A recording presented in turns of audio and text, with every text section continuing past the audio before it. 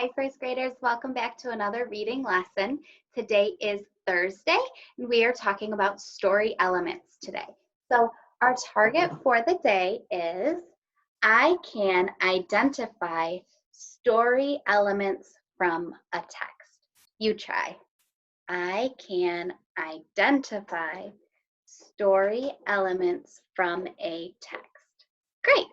So let's talk about what some story elements are. We've started talking about this in class a little bit back at school. So this is not new, but we are going to review it a little bit with a new book. So when we talk about story elements, we talk about the setting, talking character, oops, there's a problem, how we try to resolve the problem, and yes, there's a solution. So I want to talk to you about some of those words a little bit more. If we take a look at this anchor chart, it's going to give us a definition for each of those things.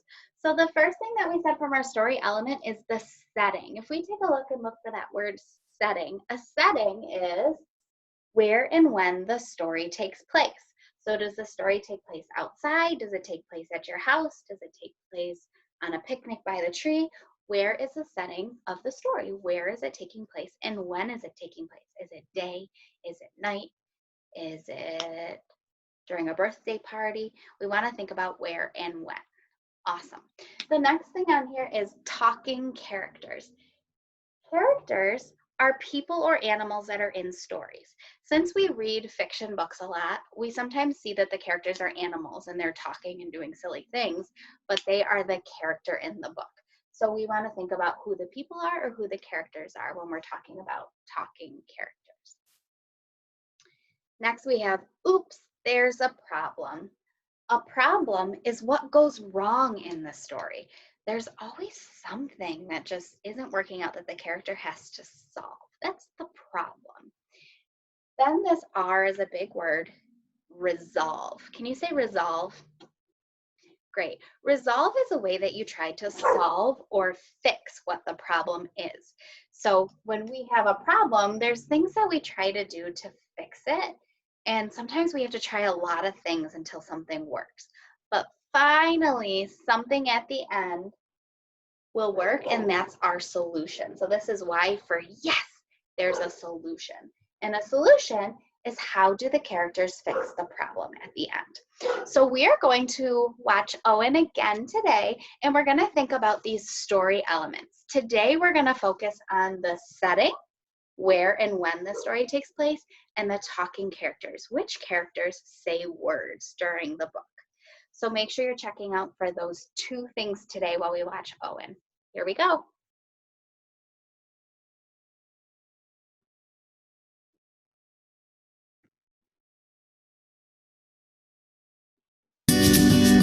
And now, Owen.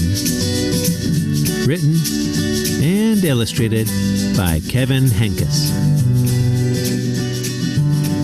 Owen had a fuzzy yellow blanket. He'd had it since he was a baby. He loved it with all his heart. "Fuzzy goes where I go," said Owen, and Fuzzy did. Upstairs, downstairs, in between, inside, outside, upside down. "Fuzzy likes what I like," said Owen, and Fuzzy did. Orange juice, grape juice, chocolate milk, ice cream, peanut butter, applesauce cake. "Isn't he getting a little old to be carrying that thing around?" asked Mrs. Tweezers. "Haven't you heard of the blanket fairy?" Owen's parents hadn't. Mrs. Tweezers filled them in. That night, Owen's parents told Owen to put Fuzzy under his pillow. In the morning, Fuzzy would be gone, but the blanket fairy would leave an absolutely wonderful, positively perfect, especially terrific, big boy gift in its place. Owen stuffed Fuzzy inside his pajama pants and went to sleep. "No blanket fairy," said Owen in the morning.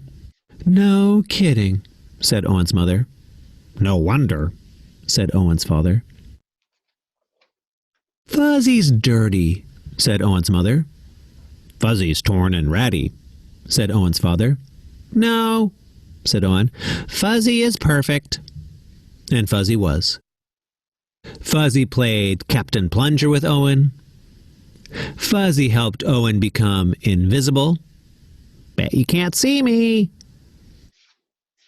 And Fuzzy was essential when it came to nail clippings and haircuts and trips to the dentist.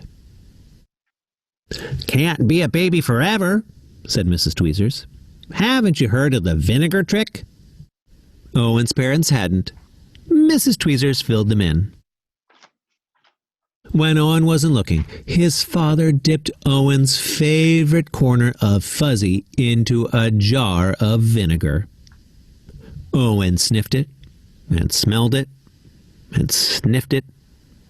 He picked a new favorite corner. Then he rubbed the smelly corner all around his sandbox, buried it in the garden, and dug it up again. Good favorite corner. Then he rubbed the smelly corner all around his sandbox, buried it in the garden, and dug it up again. Good as new, said Owen. Fuzzy wasn't very fuzzy anymore, but Owen didn't mind. He carried it, and wore it, and dragged it. He sucked it, he hugged it, he twisted it. What are we going to do? Asked Owen's mother. School is starting soon, said Owen's father. Can't bring a blanket to school, said Mrs. Tweezers. Haven't you heard of saying no? Owen's parents hadn't. Mrs. Tweezers filled them in. I have to bring Fuzzy to school, said Owen. No, said Owen's mother. No, said Owen's father. Owen buried his face in Fuzzy. He started to cry and would not stop. Don't worry, said Owen's mother. It'll be all right, said Owen's father. And then suddenly Owen's mother said, I have an idea. It was an absolutely wonderful, positively perfect, especially terrific idea.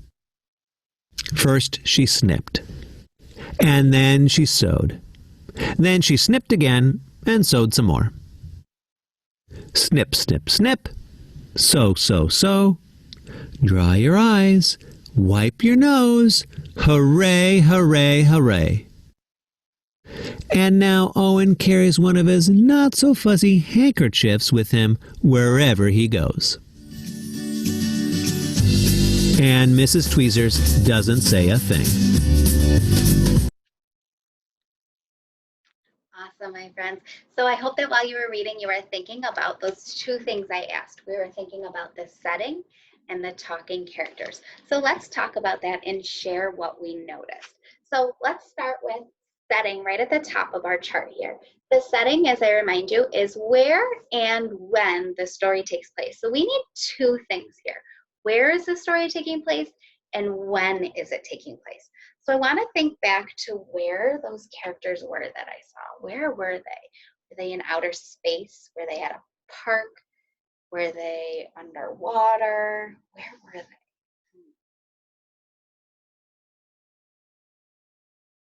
Let me hear your thoughts. Yeah, I do remember they were at Owen's house. Yeah, so I'm going to put that on there. And I'm wondering though, were they always outside of Owen's house or inside Owen's house? What was going on? Yeah, they went like inside and outside because sometimes he was at the sandbox too, which was outside. So I'm going to also put Owen's yard. So that's where the story happens, at Owen's house and in Owen's yard. But when is it happening?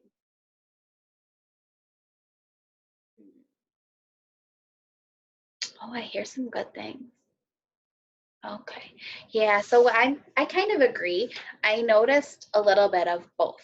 Some of the story was happening during the day, and some of it was happening during the night. So like when the blanket fairy came, that was nighttime, but when he was in the sandbox, that was daytime. So I saw a little bit of both, We also here for the setting might say that it was like a warm day or a nice day because they were outside and it looked like they had short sleeves on. So it definitely wasn't winter. Like I wouldn't say winter. So maybe I'm going to put a nice day also. Let's add that. Nice day. So I can write a lot of things about the setting. I want to say where and when. I want to tell as much as I can about it. So that's why I added nice day on there. Okay, so let's talk about which characters were talking. I think every character that we were introduced to in this book all said words. And remember, characters are people or animals that are in the story. So I already know a big one, and I'm sure you're thinking of this too. Owen was a character in the story. Who else was in the story?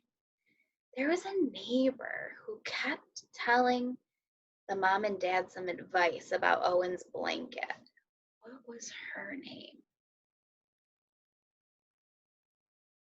Yes, her name was Mrs. Tweezers. So I'm going to add Mrs. Tweezers on here.